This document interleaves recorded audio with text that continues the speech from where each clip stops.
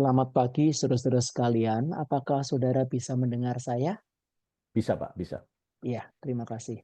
Sekali lagi selamat pagi, saudara-saudara sekalian. Saya bersyukur kepada Tuhan dan berterima kasih kepada semua pengurus yang ada di sini yang memperbolehkan saya untuk sama-sama kita belajar akan firman Tuhan pada pagi hari ini. Nah, saudara-saudara, firman Tuhan pada pagi hari ini adalah bicara berkenaan dengan satu topik. Kita akan Bible study, kita akan PA berkenaan dengan satu topik, yaitu berkenaan dengan kesucian. Nah, kalau saudara-saudara masih ingat, kurang lebih tahun 2021, itu sudah cukup lama ya.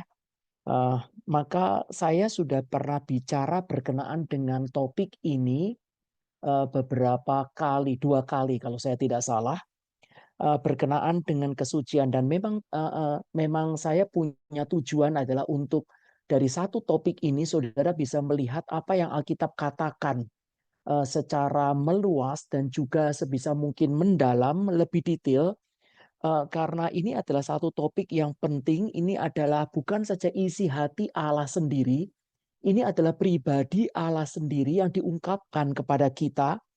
Dan ini adalah sifat Allah yang ditanamkan di dalam hidup kita, yang tidak akan saudara dan saya jumpai dengan cara apapun saja yang lain di dunia ini selain di dalam Injil kasih karunia. Dan ini yang membedakan antara kita dengan seluruh agama-agama yang lain, saudara-saudara, yaitu kesucian. Saudara, kesucian itu ketika saya bicara mengenai kesucian itu bukan bicara, Alkitab tidak mengajarkan kesucian itu hanya bicara mengenai moral, moralitas itu dibuat oleh agama, tetapi kesucian itu adalah hasil daripada Injil kasih karunia. Nah, saudara, saya mau mengingatkan saudara, kurang lebih 2 tahun yang lalu saya pernah bicara berkenaan dengan di dalam the mission ini, saya pernah bicara mengenai the gospel mystery of sanctification. Dan pada waktu itu dalam 2 sesi saya bicara mengenai 5 hal. Pertama adalah pentingnya kesucian yang adalah bobotnya Allah. Kemuliaan dan keindahan Allah itu ada pada kesuciannya. Kedua, saya bicara berkenaan, kalau saudara masih ingat, pandangan-pandangan yang salah berkenaan dengan kesucian. Kesucian dianggap sesuatu yang pahit, sesuatu yang keras, yang kaku. Ketika sudah bicara mengenai kesucian, itu adalah ide yang tidak populer. Ketika bicara mengenai kesucian, biasanya kita menggabungkannya dengan self-righteous, saudara. Seperti orang Farisi yang terus-menerus bicara mengenai ketidakbersalahan, padahal itu bukan yang dinyatakan oleh Alkitab. Hal yang ketiga adalah, saya sudah pernah bicara kepada saudara berkenaan dengan musuh kesucian, yaitu musuh kesucian antinomian yang tidak dihasilkan dari Injil kasih karunia, yaitu adalah musuh kesucian musuh kesucian Alkitabiah yang tidak dihasilkan oleh Injil kasih karunia, yaitu dua, yaitu pertama adalah antinomian dan yang kedua adalah legalisme. Kalau saudara perhatikan bahwa seluruh pergerakan hati kita selalu akan condong ke dua hal ini, kecuali kita bertumbuh di hadapan Tuhan. Keempat, saya sudah pernah bicara berkenaan dengan kesucian, apa yang di dalam Alkitab katakan, yaitu memenuhkan seluruh tugas hukum yang Tuhan berikan. Jadi relasi antara kekudusan dengan hukum Taurat. Dan yang kelima, saya pernah bicara berkenaan dengan apa yang harus terjadi terlebih dahulu di dalam hidup kita, hati kita, berkenaan dengan kesucian. Saudara, sebelum kita menjalankan duty of holiness, tugas kesucian, itu ada beberapa hal yang harus terjadi terlebih dahulu. Dan itu tidak bisa diabaikan. Kalau itu tidak diabaikan, maka pasti kita akan masuk ke dalam agama. Saudara, hari ini saya akan masuk lebih dalam lagi, saudara, dengan coba untuk masuk dalam aplikasi hari ini dan minggu depan kalau Tuhan kasih, yaitu bicara mengenai kesucian di dalam hubungannya dengan union with Christ. Kesucian dalam hubungannya dengan union with Christ. Mari kita membuka sekarang bagian Alkitab kita, satu ayat saja sebelum nanti kita akan masuk dalam beberapa ayat yang lain, Efesus pasal yang pertama, ayat yang ketiga sampai ayat yang keempat. Efesus pasal yang pertama, ayat yang ketiga sampai ayat yang keempat. Saya akan membacakan bagi saudara-saudara sekalian. Terpujilah Allah dan Bapa Tuhan kita Yesus Kristus, yang dalam Kristus telah mengaruniakan kepada kita segala berkat rohani di dalam surga. Sebab di dalam Kristus Allah telah memilih kita sebelum dunia dijadikan supaya kita kudus dan tak bercacat di hadapannya. Sekali lagi saudara-saudara, ayat 4 saudara perhatikan. Sebab di dalam Kristus Allah telah memilih kita sebelum dunia dijadikan supaya kita kudus dan tak bercacat di hadapannya. Nanti kalau saudara-saudara membaca ayat yang kelima, keenam, ketujuh, ke-8, saudara bisa melihat seluruhnya adalah bicara mengenai order of salvation. Saudara-saudara, ordo salutis. Dan apa yang Allah Tritunggal itu kerjakan. Tetapi saudara-saudara perhatikan, itu semua ada di dalam satu umbrella, payung, yaitu Allah memilih kita sebelum dunia dijadikan supaya kita kudus, holy, dan tak bercacat di hadapannya. Mari kita berdoa minta belas kasihan Tuhan. Mari kita berdoa. Tuhan, tidak ada satu orang pun, baik hamba maupun yang mendengar di sini, yang dapat mengerti firman dan melakukannya kecuali Engkau beranugerah di dalam diri anak-Mu Tuhan Yesus Kristus dan juga melalui Roh-Mu yang suci. Kami memohon kasih sayang-Mu untuk mengerti firman. Kami memohon kasih sayang-Mu Bapa untuk kami boleh taat di dalam hati kami untuk menjalankan firman. Bentuklah dalam diri kami apa yang menjadi kehendak-Mu. Dan Tuhan relakan diri-Mu untuk kami kenal. Sehingga kami ini sungguh-sungguh dapat mengerti apa yang sebenarnya Tuhan kerjakan dalam diri kami. Dan kami dapat menghargainya, menghormati-Mu. Dan kami takut akan Engkau, akan seluruh berkat-berkat-Mu yang besar. Dan kami tahu bagaimana kami berespon kepadamu. Tuhan, bentuklah kesucian ini, yaitu diri-Mu sendiri yang Kau nyatakan dalam hidup kami. Urapi hamba-Mu, kasihanilah kelompok ini. Kiranya keselamatan hadir, kiranya kuasa pengudusan daripadamu nyata dalam hidup kami yang hanya satu kali. Di dalam nama Tuhan Yesus Kristus kami berdoa. Amin. Saudara-saudara, Alkitab mengajarkan kepada kita bahwa Allah menebus kita untuk kesucian di dalam Efesus pasal 1 yang tadi kita baca. Kalau saudara-saudara membaca tempat yang lain, misalnya Ibrani pasal 12 ayat 10. Allah itu dealing dengan kita seperti seorang bapa. Dan dia menghajar kita untuk kita berbagian di dalam kesuciannya. Di dalam Alkitab juga dikatakan dalam Keluaran pasal 19 ayat 4-6. Sama seperti Israel itu dikeluarkan Allah dari Mesir untuk satu tujuan, yaitu menjadi bangsa yang kudus, umat kepunyaan Allah sendiri. Holiness is the goal of redemption. Kesucian adalah tujuan dari penebusan itu. Tuhan melakukan segala sesuatu untuk membentuk kesuciannya di dalam hidup kita.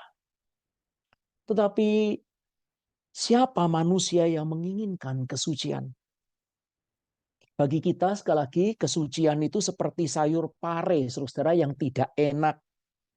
Kita tahu sayur pare tersebut sehat, tetapi tidak kita inginkan. Kesucian sering sekali dipandang sebagai sesuatu yang negatif, membatasi kita, tidak keren. Kalau bicara mengenai kesucian, selalu bicara mengenai sesuatu yang munafik, sesuatu yang keras, sesuatu yang tidak menarik, tidak atraktif. Dan juga sebagian daripada kita mungkin memikirkan, oh enggak perlu lah ya kesucian itu. Begitu banyak orang yang mempercayai Yesus, tetapi begitu sedikit yang mencintai kesucian.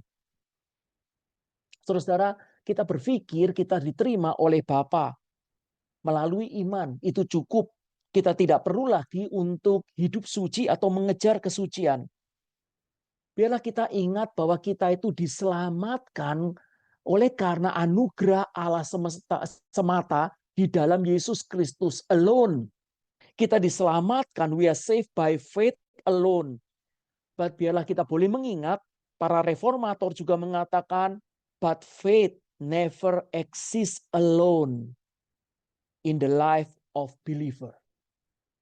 Kalau ada faith yang sejati, pasti ada buah dari iman tersebut. Kesucian juga sesuatu hal yang kita ketika membicarakannya, kita sering sekali itu upset, saudara, kecewa. Ya.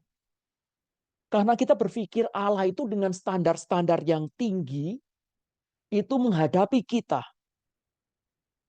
It is too hard. It is too demanding. Menjadi kudus adalah usaha untuk gagal dan resep untuk kecewa. Kita sering sinis terhadap kata ini, kesucian. Buat kita it is impossible. Dan kita sering berdalih. Oh iya, iya. Adalah betul, Pak. Kalau Bapak bicara mengenai kesucian, tapi sebenarnya kalau saya mau jujur, itu bukan untuk aku. Itu adalah untuk orang-orang seperti Paulus, seperti John Owen, seperti Samuel Rutherford, seperti orang-orang yang hebat-hebat itu, yang dipakai oleh Allah. Tapi engkau tahu, Pak, itu kalau sudah bicara mengenai aku selalu gagal dalam hal itu. Engkau tahu, Pak, kalau sudah bicara mengenai kesucian, ya itu adalah Alkitab, tetapi itu seperti saya ada di sini dan Allah menginginkan aku menuju ke sana, tapi jarak ini seakan-akan terlalu jauh dan tidak ada harapan bagiku. Jarak menuju kesucian adalah jarak dengan gunung yang sangat tinggi, sungai yang sangat luas, yang mustahil aku jalani. Aku tidak akan pernah sampai ke sana. Jadi untuk apa aku mencobanya? Saudara, di tempat yang lain, Alkitab mengajarkan bahwa kesucian itu adalah identik dengan kebahagiaan. Saya sudah pernah mengatakan hal ini. Kesucian itu juga indah. Sekali lagi saya mau mengingatkan, saudara, saya pernah mengatakan ini bahwa kesucian, orang Puritan mengatakan kesucian itu adalah kebahagiaan. Kebahagiaan itu adalah kesucian yang masih kuncup, dan kesucian kalau itu sudah mekar secara keseluruhan, itu adalah kebahagiaan kita. Alkitab itu dengan jelas menyatakan tidak memisahkan antara kesucian dengan sukacita, kesucian dengan kebahagiaan. Kita sekarang berpikir bicara mengenai kesucian adalah sesuatu yang beban negatif. Alkitab juga menyatakan kesucian itu juga kepenuhan, beauty, happy, fullness. Sehingga sesungguhnya kesucian itu adalah sesungguhnya seharusnya kalau kerohanian kita sehat itu adalah diinginkan, saudara. Kita menginginkan kesucian, desirable. Perhatikan Yesus. Yesus adalah manusia yang paling suci, most holy, most beautiful, paling indah. Manusia yang paling sejati, dan manusia yang hidup paling bebas daripada semua orang yang pernah hidup. Saudara, Alkitab dengan jelas bicara berkenaan dengan kesucian itu dari mana hadirnya. Bukan dari agama, bukan dari penjara, bukan dari peraturan demi peraturan, bukan dari filsafat, bukan dari manapun saja, sehingga sebenarnya saudara, kesucian yang sejati itu tidak pernah muncul dari dunia yang berdosa ini. Karena kesucian itu adalah pribadi Allah itu sendiri yang diberikan kepada kita. Saudara, Alkitab dengan jelas menyatakan satu kalimat ini penting sekali. Kesucian itu terjadi dan terus berlangsung di dalam hidup anak-anak Tuhan jikalau satu hal ini terjadi, yaitu union with Christ. Disatukan di dalam Kristus Yesus. Sebelum saya bicara berkenaan dengan union with Christ itu isinya apa, saudara? Maka saya sebenarnya sudah mengatakan satu kalimat yang luar biasa penting. Union with Christ itu bisa menjadi sesuatu hal yang menjadi umbrella daripada seluruh bagian teologi kita. Calvin menyatakan dari semua titik berat teologi inilah yang paling penting. Calvin menyatakan demikian. Pertama-tama kita harus memahami bahwa selama Kristus tetap berada di luar kita dan kita terpisah darinya, maka semua yang telah dia lakukan dan dia derita tidak akan berguna di dalam hidup kita. Sekali lagi, sepanjang Kristus di luar kita, sepanjang apapun saja yang dia lakukan ataupun dia derita, itu tidak akan ada gunanya dalam hidup kita. Jadi saudara bicara mengenai kekudusan hidup kita itu munculnya dari mana? Bukan dari Kristus. Tetapi kesucian hidup kita itu adalah muncul dari union with Christ. Saudara lihat perbedaannya. Bukan dari Kristus. Ya, Kristus adalah sumber dari keselamatan kita, sumber dari pembenaran kita, sumber daripada kesucian kita. Tetapi yang membuat kita suci, membuat kita benar, membuat kita diselamatkan adalah jikalau ada union, kesatuan diri kita dengan Kristus Yesus. Ini adalah segala-galanya, saudara. Ini adalah segala-galanya. Martin Lloyd Jones mengatakan, jika Anda mendapatkan prinsip union with Christ ini, Anda akan menemukan kebenaran paling mulia yang pernah Anda ketahui di dalam hidup ini. Saudara, sekali lagi, kita sedang bicara mengenai kekudusan. Tetapi kekudusan itu Allah berikan, atau kekudusan itu hadir di dalam dunia, hadir di dalam hidup kita yang berdosa itu melalui sarana apa? Melalui cara apa? Yaitu melalui union with Christ. Di dalam Alkitab, union with Christ itu kata ini muncul itu 165 kali, saudara. Dan ini adalah inti keselamatan. Saudara, maka keselamatan itu di dalam Alkitab itu bukan relocation, perubahan. Apakah engkau sudah diselamatkan, saudara? Itu artinya dalam kalau kita mengatakan, Bapak, apakah sudah diselamatkan? Maka orang itu kita akan berpikir bahwa apakah engkau sudah dari neraka menuju ke surga? Kalau belum, saya akan kabarkan Injil. Tetapi sebenarnya ketika bicara mengenai keselamatan itu bukan relocation. Ketika bicara mengenai keselamatan itu bukan perubahan tempat, tetapi bicara keselamatan adalah bicara relasional. Adanya suatu transformasi yang relasional, dan itu adalah union with Christ. Keselamatan itu membuat kita berakhir menjadi manusia yang baru, bukan tempat yang baru.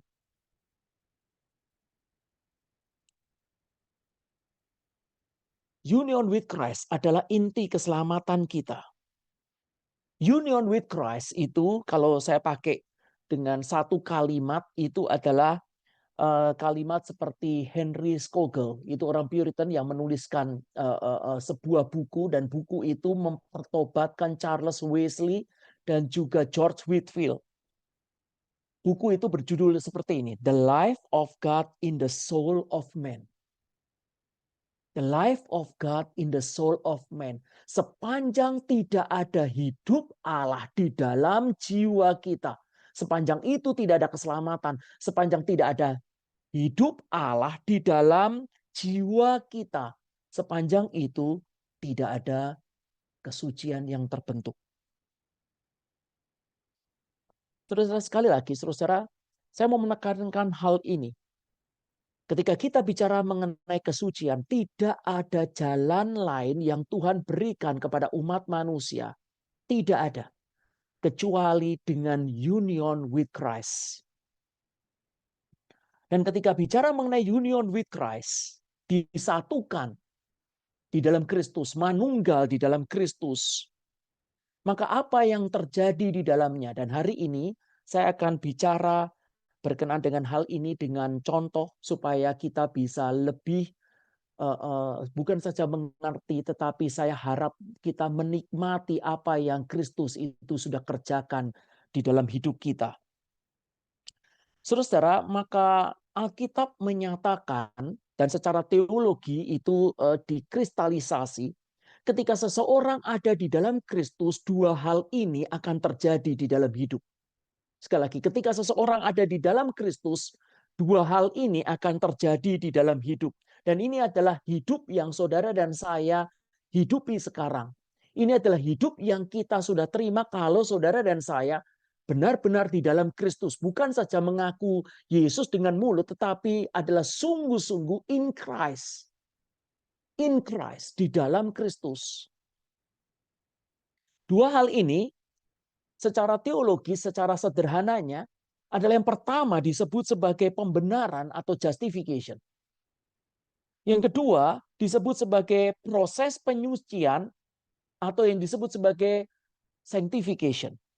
Saya akan jelaskan satu persatu dan bagaimana kaitannya dengan holiness. Yang pertama, saudara, di dalam union with Christ ada suatu kejadian, ada suatu peristiwa yang terjadi di dalam orang-orang yang ada di dalam Kristus. Kalau saudara dan saya dalam Kristus, dan proses itu disebut sebagai proses pembenaran, justification. Dan inilah yang menjadi jangkar dari holiness. Sekali lagi saudara, jangkar, holiness. Ketika saudara bicara mengenai jangkar, maka saudara tahu itu seperti kapal itu yang ada di tengah-tengah laut dan kemudian menurunkan jangkar, maka kemudian kapal itu bisa diombang-ambing sedemikian rupa tapi tetap pada titik itu, jangkar.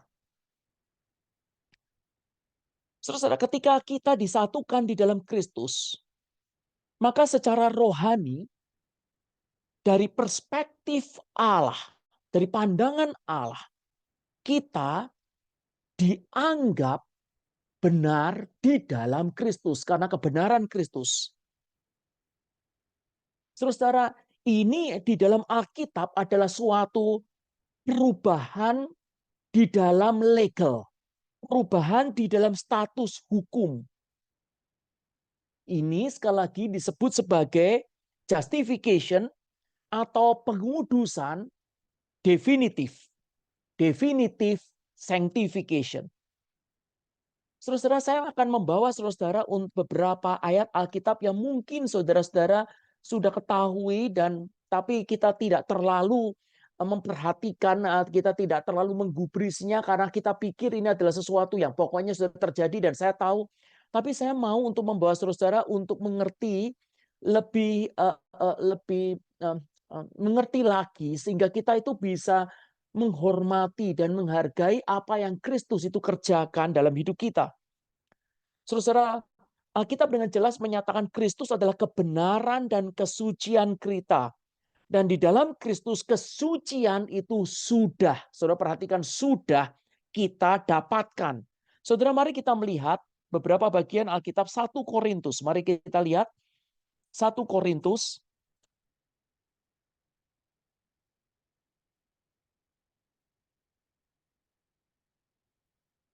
pasal 1 ayat yang ke-30. Kalau saudara sudah punya, saudara mari kita membaca bersama-sama atau saudara boleh kasih stabilo di sana. Mari kita membaca bersama-sama. Tetapi oleh Dia kamu berada dalam Kristus Yesus yang oleh Allah telah menjadi hikmat bagi kita. Ia membenarkan dan menguduskan dan menebus kita. Saudara, kita dibenarkan, kita dikuduskan, kita ditebus oleh Allah di dalam Kristus. Di dalam Kristus. Saudara, kita dinyatakan sebagai orang kudus oleh Allah, dipandang sebagai orang kudus oleh Allah, bukan karena perbuatan kita, tetapi di dalam Kristus. Mari kita melihat Ibrani, mari kita melihat 1 Korintus pasal 6 sekarang, ayat yang ke-11.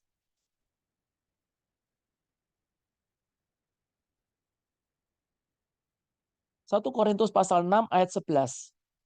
Dan beberapa orang di antara kamu demikianlah dahulu, tetapi kamu telah memberi dirimu disucikan, kamu telah dikuduskan, kamu telah dibenarkan dalam nama Tuhan Yesus Kristus dan di dalam roh Allah kita.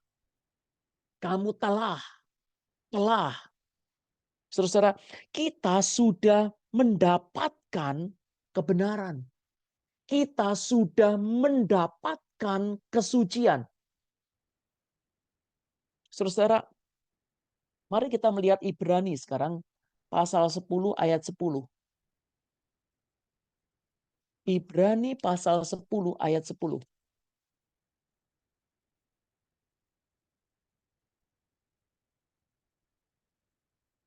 Dan karena kehendaknya inilah kita telah dikuduskan satu kali untuk selama-lamanya oleh persembahan tubuh Yesus Kristus.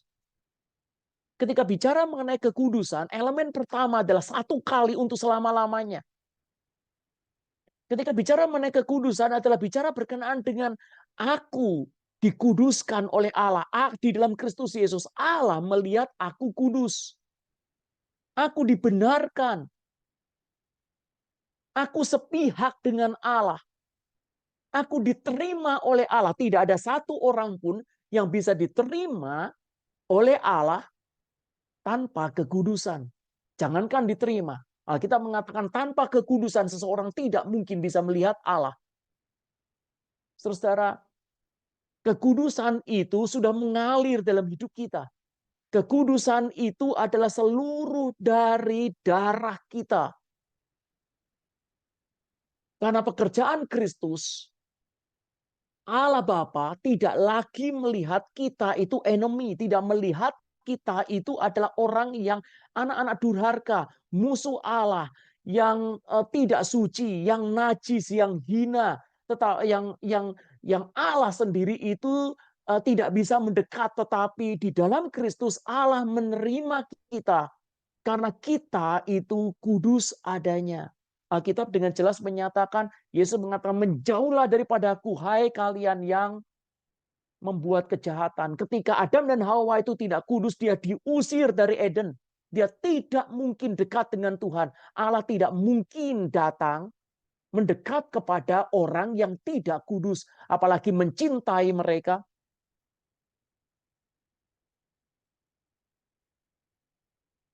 Alkitab di tempat yang lain mengatakan bahwa kita itu yang di dalam Kristus itu artinya mengenakan Kristus, mengenakan kebenaran-kebenaran Kristus.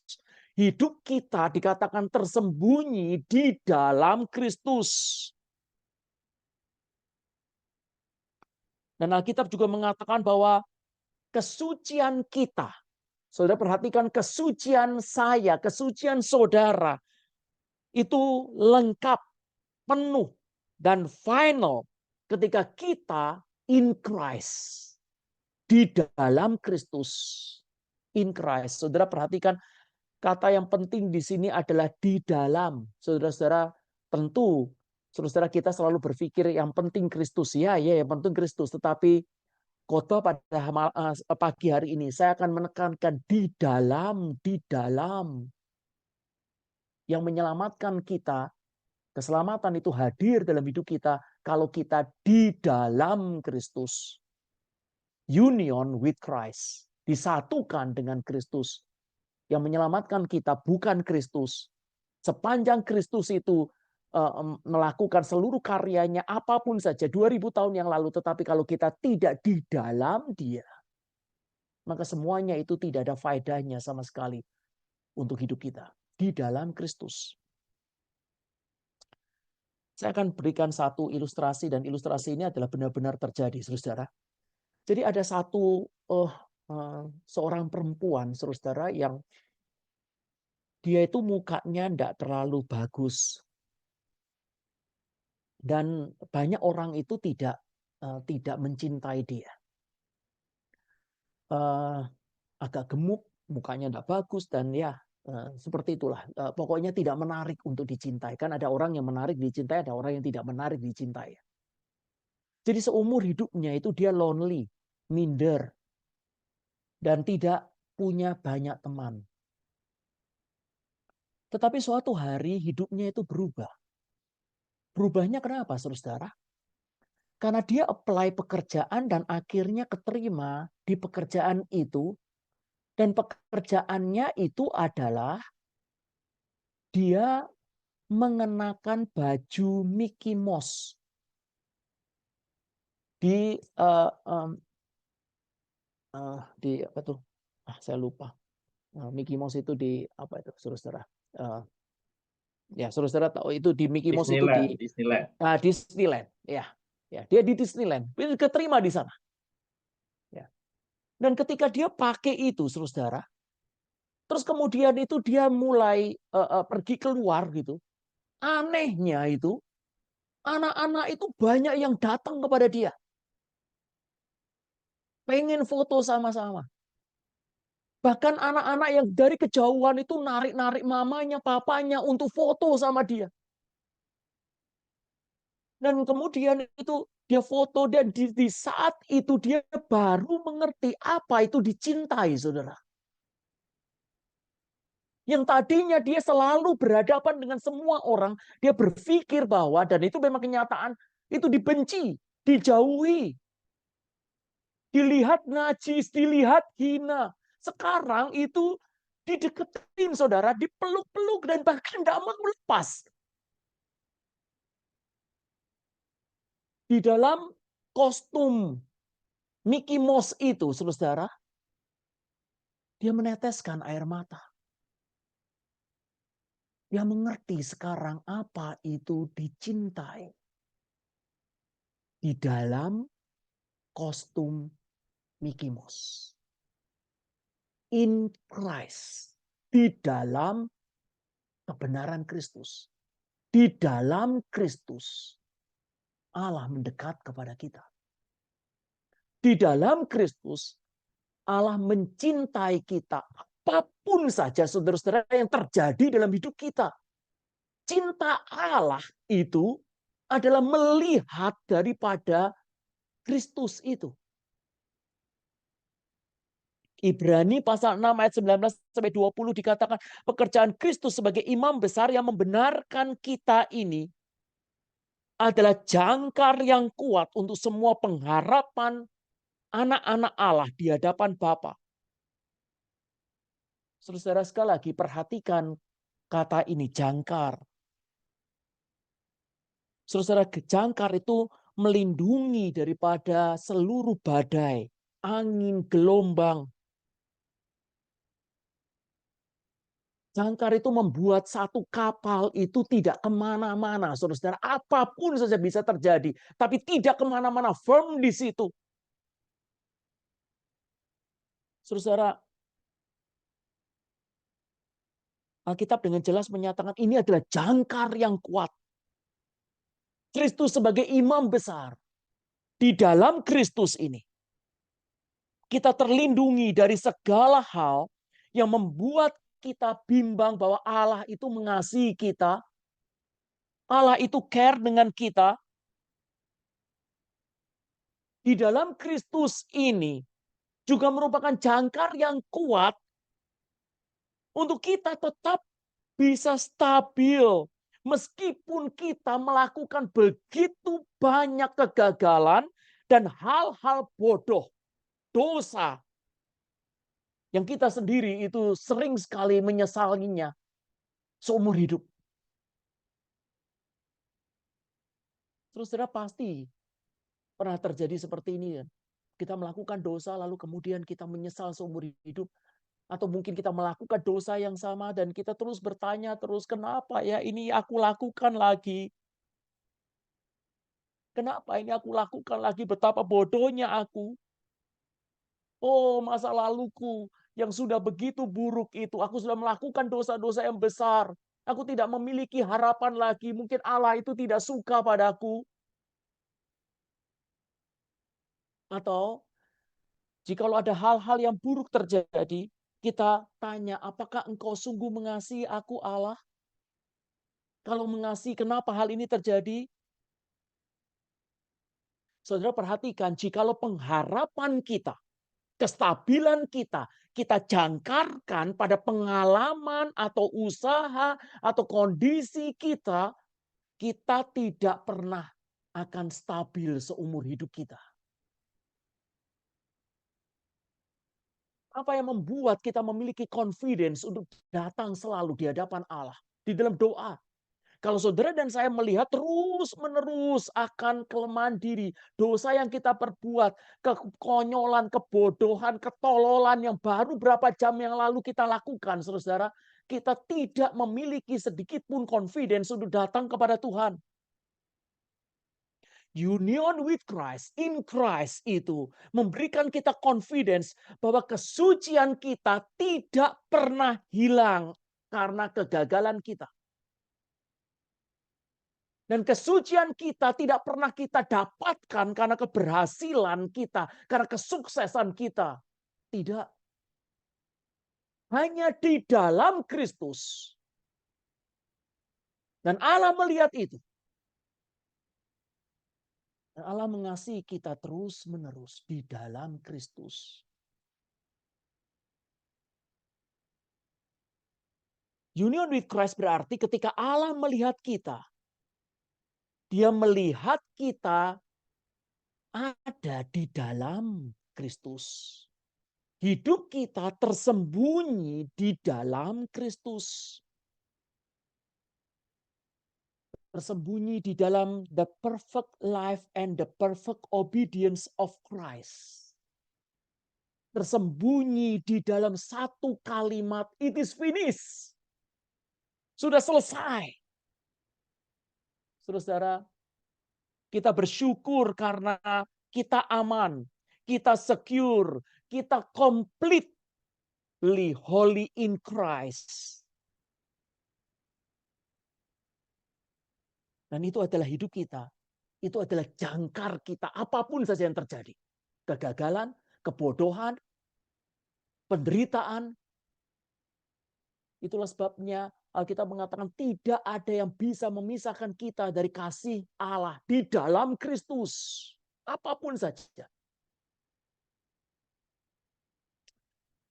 Saya jadi teringat akan kalimat Yesus ketika perjamuan terakhir dengan murid-muridnya.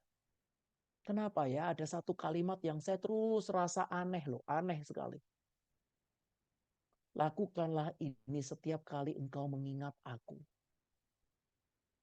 Yesus sedang menghancurkan daripada roti itu dan membagi-bagi daripada tubuh itu. Kita tahu itu adalah proyeksi daripada tubuh Kristus yang tersalib, yang darahnya itu tercurah bagi kita. Itu adalah proyeksi daripada salib. Dan Yesus katakan, lakukan ini tiap kali engkau mengingat aku. Lakukan ini tiap kali engkau mengingat aku. Saya terus menerus ya, itu sering sekali saya tuh enggak ngerti loh, kenapa ya Yesus itu ingin untuk kita ingat. Jangan lupa ya. Jangan lupa ya. Loh, yang ada juga kalimat daripada perampok itu. Ingatlah aku Yesus kalau ketika engkau nanti datang jadi raja. Itu ya benar kan saudara? Kita yang diingat oleh Yesus kan, kenapa Yesus minta-minta sama kita untuk kita ingat dia. Tapi saya makin menyadari. Mengingat apa yang Yesus sudah kerjakan. Mengingat dia adalah sumber kestabilan kita. Karena itu adalah pengharapan kita yang tidak pernah mengecewakan. Itu adalah jangkar hidup kita. Kalau kita tidak mengingat dia, kalau kita tidak mengingat apa yang dia kerjakan, kalau kita tidak mengingat kita sebenarnya di dalam Kristus dan Allah Bapa sama sekali tidak berubah satu derajat pun kepada kita dengan seluruh pekerjaan tolol yang kita sudah pernah kerjakan sebelumnya, hidup kita akan terus-menerus terombang-ambing. Kita terus mengukur penerimaan Allah itu dengan pengalaman kita, dengan usaha kita, dengan respon kita.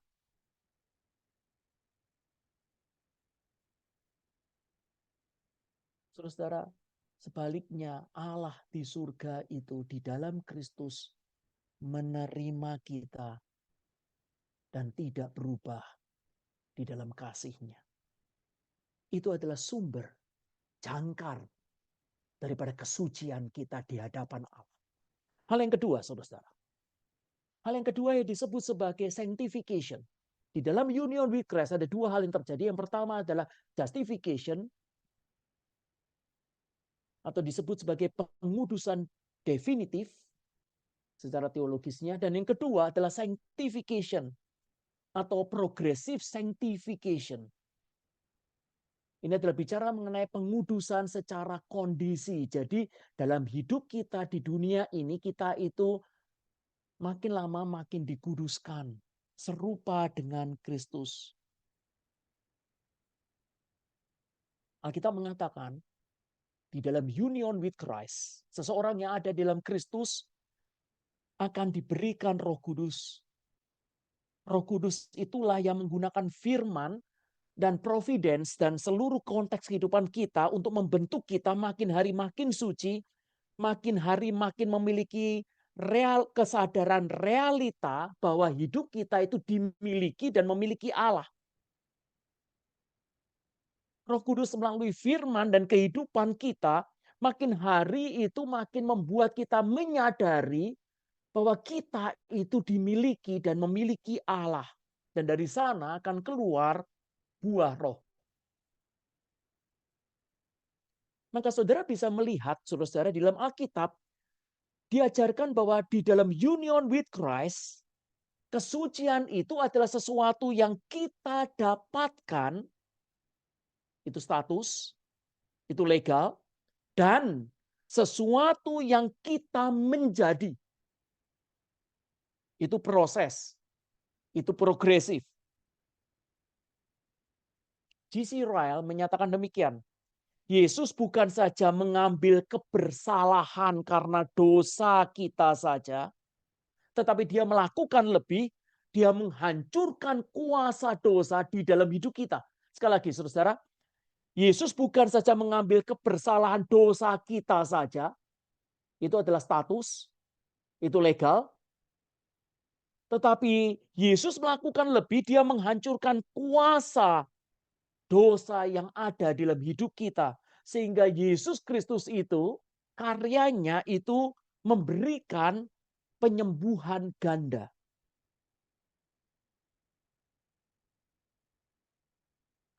Saudara, ketika saya bicara berkenaan dengan bagian yang kedua ini, saudara masih ingat bagian yang pertama saya bicara mengenai union with Christ adalah jangkar daripada holiness. Union with Christ adalah jangkar daripada kesucian. Bagian yang kedua ini adalah union with Christ adalah engine dari holiness. Mesin penggerak. Kenapa? Karena ketika kita dijadikan satu dalam Kristus, maka Roh Kudus itu, rohnya yang kudus itu ada di dalam hati kita. Dan Roh Kudus itu akan membangkitkan kerinduan, memberikan teriakan-teriakan dan kuasa bagi kita untuk hidup suci, berjalan bersama dengan Allah. Bagi anak-anak Tuhan, saudara, kesucian bukanlah suatu melakukan standar-standar hukum di luar, tetapi sesuatu yang muncul di dalam. Karena pekerjaan Roh Kudus. Roh itu di dalam hati kita adalah mesin untuk mengejar kesucian. Bukan kita. Tetapi roh itu yang bangkit, yang bekerja di dalam hati kita, dalam hidup kita. Saudara, saya memberikan satu cerita yang juga sungguh-sungguh terjadi. Saudara, ada seorang yang ingin sekali, sebenarnya cita-citanya itu adalah bermain football, rugby, saudara ya. Jadi ini adalah dari kecil itu sampai besar dia itu hatinya, cita-citanya, kehidupannya, tujuan hidupnya, pengorbanannya itu adalah untuk football. Terus-menerus dia untuk football. Tapi sayangnya itu dia tidak bisa masuk ke dalam tim nasional karena tubuhnya ini pendek, Saudara. Jadi setiap kali pertandingan, Saudara, dia itu selalu akan ada di tim itu sebagai orang yang menyemangati. Dia cuma bisa melihat saja, jadi supporter, Saudara. Tapi passionnya itu besar sekali, Saudara. Nah, suatu hari, ketika timnya itu main dan kalah dalam pertandingan itu belum berakhir, Saudara, ketinggalan itu skornya cukup jauh. Dan pemain-pemain dalam timnya itu mulai tidak semangat, mulai down, Saudara. Mulai tidak ingin lagi bermain. Tapi anehnya itu orang ini yang tubuhnya pendek itu, yang passionnya itu adalah football, saudara. Dia menerus tanpa lelah menyemangati dari pinggir tempat permainan itu. Ayo maju terus. Kenapa kalah? Engkau pasti bisa. Maju terus, jangan mulai mundur. Ayo terus. Engkau yang di sana maju. Yakin terus, saudara. Dan intinya tidak mau nyerah. Ayo maju, maju. Jangan berhenti. Jangan down, ayo maju terus berkali-kali seperti itu. Dan pelatihnya itu lihat. Dia lihat satu sisi pemain-pemainnya semua itu sudah mulai loyo. Satu sisi satu orang itu teriak-teriak itu dalam timnya itu. Dan kemudian pelatih itu berharap mengatakan ini, aku harap Tuhan memberikan hatimu kepada tubuh pemain-pemainku. Aku harap Tuhan memberikan hatimu kepada tubuh pemain-pemainku. Saudara-saudara, ini yang Bapa berikan kepada kita. Dia meletakkan rohnya, the heart of Christ. Roh Kristus kepada tubuh kita. Meskipun kita itu gagal. Meskipun kita itu sering ingin berhenti. Tapi apakah saudara mendengarkan teriakan Roh Kudus dalam hidupmu? Jangan berhenti. Maju. Aku beserta engkau. Engkau tidak akan kalah dengan dosa ini. Jangan putus asa. Maju. Maju di dalam kekudusanku. Roh itu tidak pernah akan berdiam. Roh itu tidak pernah akan mundur. Roh itu akan membentuk passion kita sepenuhnya untuk hidup bagi Tuhan dalam kesuciannya.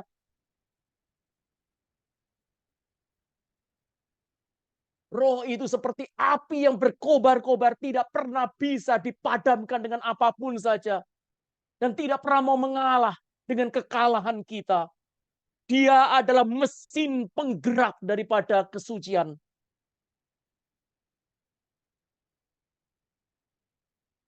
Saudara-saudara, sekali lagi, kesucian itu ada jikalau kita hidup di dalam Kristus. Dan inilah yang Tuhan berikan kepada kita. Di luar dua hal ini, di luar in Christ. Satu adalah jangkar dan kedua adalah mesin. Maka kesucian itu adalah sesuatu yang opresif. Yang tidak tertanggungkan. Dan yang impossible. Tetapi di dalam union with Christ kita mengerti bahwa panggilan Allah adalah untuk kita hidup suci. Dan itu bukan dengan meraih sesuatu hal dari yang kita tidak punya. Saudara perhatikan, kita hidup suci itu, kita taat itu bukan Karena sesuatu yang kita tidak punya. Kita bisa taat untuk hidup suci karena dari kepenuhan yang Tuhan berikan kepada kita. Ada jangkar yang Tuhan berikan. Ada mesin yang Tuhan berikan.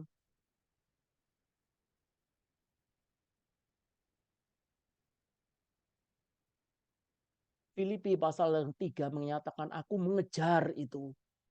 Dan aku melupakan apa yang ada di belakangku. Saudara, saudara, saya akan akhiri dengan satu ilustrasi, saudara. Saudara, mungkin saudara masih ingat bagaimana saudara dan saya itu melatih anak kita bersepeda pada waktu kecil. Melatih anak kita naik sepeda. Nah, saudara, kalau kita melatih anak kita pertama-tama naik sepeda, saudara, pertamanya kan dia roda 4, itu saudara ya. Nanti terus kemudian biar roda 4 ya dia keliling-keliling gitu bisa. Tapi nanti akan jadi roda 2. Begitu roda 2, saudara, dia mulai ragu-ragu luar biasa. Nah, biasanya kita pegangin. Nah, saudara, dan pada waktu kita pegangin nanti pada saat tertentu kita mulai lepas. Tapi pada waktu kita lepas, dia mulai goyang-goyang, terus kemudian mulai jatuh. Dan tapi akhirnya dia itu sebelum jatuh dia akan takut. Dia tidak mau untuk menggoes itu ya sepeda itu ya. Lalu kemudian kita bilang sama dia, kamu enggak usah takut. Papa akan tangkap kamu sebelum kau jatuh. Papa akan tangkap. Tapi saudara, sama seperti pengalaman saya. Anak saya itu kemudian itu khawatir, anxious terus, saudara. Dia akhirnya enggak mau jalan. Kenapa? Karena takut jatuh. Karena takut jatuh. Dia selalu ngelihat saya. Ngelihat sesuatu yang di belakang. Ada bapaknya atau enggak? Ada bapaknya atau enggak? Dan dia tidak pernah bisa untuk terus maju kalau dia terus anxious untuk sesuatu yang di belakang. Tetapi padahal, saudara, kalau anak kita mengayuh sepeda itu dan gagal, berkali-kali gagal, apa yang terjadi? Kita akan memegangnya bukan untuk tidak jatuh tergeletak. Kita akan menegakkannya kembali. Begitu terus sampai dia berhasil mengayuh sepedanya. Dan saudara perhatikan baik-baik, hati saya, hati seorang bapak tidak akan berubah jika anaknya itu jatuh dari sepedanya. Tidak akan berubah. Dan kalaupun jatuh, tidak dibuat sampai tergeletak. Allah melatih kita di dalam kesucian. Allah membawa proses ini terjadi dalam hidup kita. Dan ini sekali lagi adalah pekerjaan dari tangannya sendiri yang tidak dalam dunia ini. Dan perlahan-lahan proses inilah yang membuat kita berbeda dari dunia. Bukan self-righteous kita. Tetapi apa yang dikerjakan Allah di dalam hidup kita. Saudara, kita dilatih di dalam dunia ini untuk berjalan di dalam kesucian sebelum kita nanti berjalan di surga di dalam kekekalan dengan Allah yang suci. Kiranya kita boleh menikmati terus dan terus bawa pikiran kita kepada Alkitab, menikmati Dia adalah jangkar kesucian kita dan Roh Kudus adalah mesin penggerak kesucian kita. Mari kita berdoa. Tuhan, di tengah-tengah seluruh pergumulan dan kejadian dalam hidup dan peristiwa-peristiwa yang terjadi. Ajar kami untuk kami boleh mengerti bahwa Engkau terus-menerus mengokohkan dan membentuk sifat-Mu sendiri dalam hidup kami. Terima kasih untuk semua hal yang Tuhan kerjakan. Terima kasih untuk firman yang suci, Roh yang suci, Kristus sang suci, dan Bapa yang suci adanya, yaitu Engkau sendiri. Tuhan, Tolong untuk kami boleh mengerti bagaimana kami berjalan bersamamu di dalam kesucian yang Engkau sendiri ajarkan. Pimpin kami, ampuni semua dosa kami, dan ajar kami untuk kami mengerti bahwa kami melakukannya keluar dari kepenuhan-Mu dan bukan dari apa yang kami tidak punya. Kasihanilah kami. Di dalam nama Tuhan Yesus Kristus kami berdoa. Amin.